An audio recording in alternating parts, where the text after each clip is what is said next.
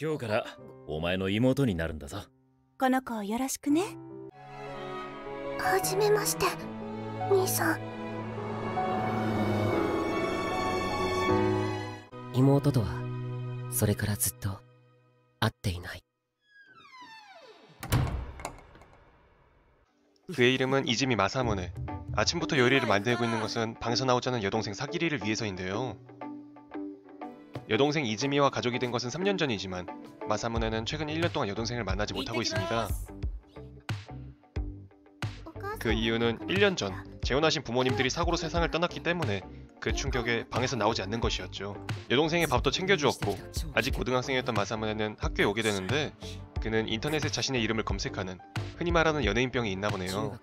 마사무네는 사실 라노벨의 작가였고 얼마 전 사인회까지 했었기 때문에 자신을 알아보는 사람이 있는지 확인해보는 것이었습니다.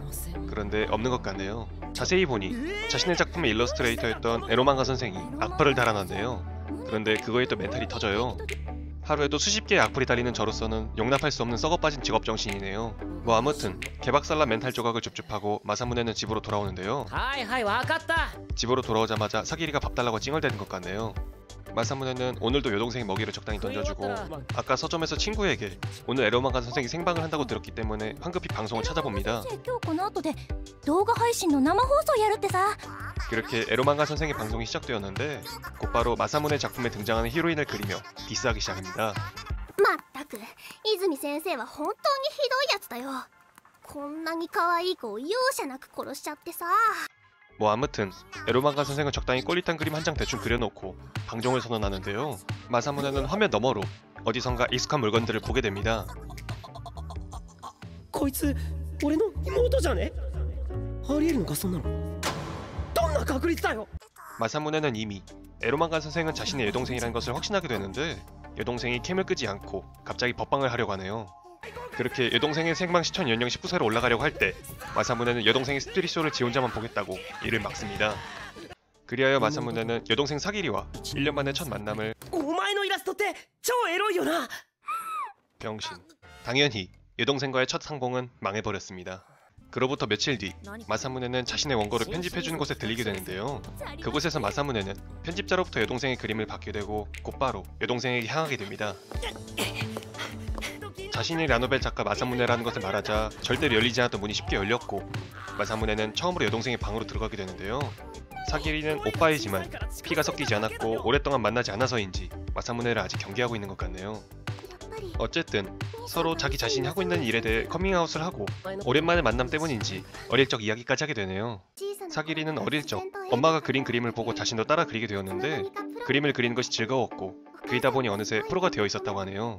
그리고 부모님이 돌아가시고 어느 날 누군가의 그림 방송을 보고 자신도 즐겁게 그림을 그리고 싶었기에 지금에 이르렀다고 합니다. 사기리도 렉고단이었나 보네요. 그 이야기를 들은 마사무네도 자신도 어릴 적 웹소설을 쓴 적이 있는데 자신의 엉망이었던 소설을 재미있게 봐준 상대가 있었기 때문에 지금도 소설을 쓰고 있답니다. 그리고 자신의 소설을 재미있게 읽어준 상대가 사기리였다는 것은 상당히 나중에 알게 되죠. 그렇게 이야기를 하던 중 마사무네가 자신들은 가족이다 라는 말에 사기리는 어째서인지 반응이 좋지 않은데요. 너 설마... 사기리는 기분이 언짢아졌는지 마사무네를 방에서 내보내게 됩니다. 그로부터 며칠 뒤 사기리 같은 반 친구가 오게 되는데 그녀는 사기리를 학교에 데리고 가기 위해 찾아왔다고 합니다. 오친친, 大好きですけど。はい、私と同じくらいの年の女の子はみんなおちんちん大好きです。 이거 실화입니까? 뭐 아무튼 이 X년은 마사무네에게 개수작을 부리지만 貴様を超える美少女である妹のパンツを日々洗っているこの俺が今更女に一目惚れなどするものか. 마사무네의 거시기는 완고했습니다. 뭐 아무튼 사기리를 방에서 나오게 한다는 목적은 같았기 때문에 그녀를 집으로 들이게 되는데 그래 나 씹덕이다 X년아. 그리고 반 친구가 온 곳을 사기리에게 이야기해보지만 사기리가 그녀를 만나줄 리가 없었죠. 그런데 사기리는 찾아온 손님이 여자아이라는 것을 듣게 되고 어째서인지 경계를 하네요. 오빠에게 통화를 연결해놓고 이야기를 들려달라고 합니다. 하지만 그녀는 그것을 눈치채게 되고 마사무네에게 전화를 빼앗아 꽁냥거리는 소리를 일부러 들려줍니다.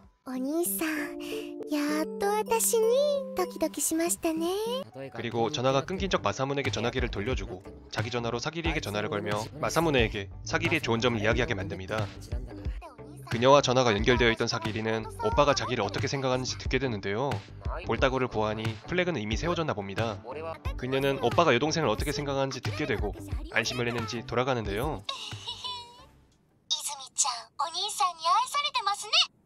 처음엔 X간년인 줄 알았는데 알고 보니 큐피트였습니다.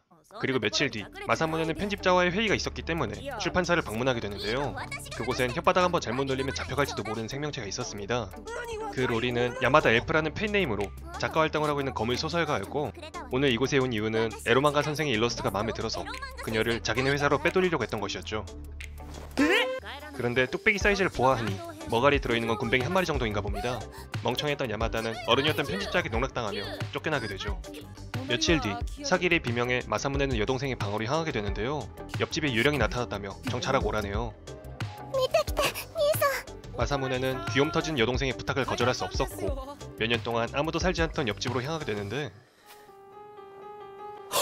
그곳에는 홀딱 벗은 야마다 엘프가 피아노를 치고 있었습니다. 山田さん、ちょっとお伺いしますが、なんで裸でピアノ弾いてたんですか? 그녀는 회사 근처로 이사한 것이었고 그게 우연히 마사무네의 옆집이었죠.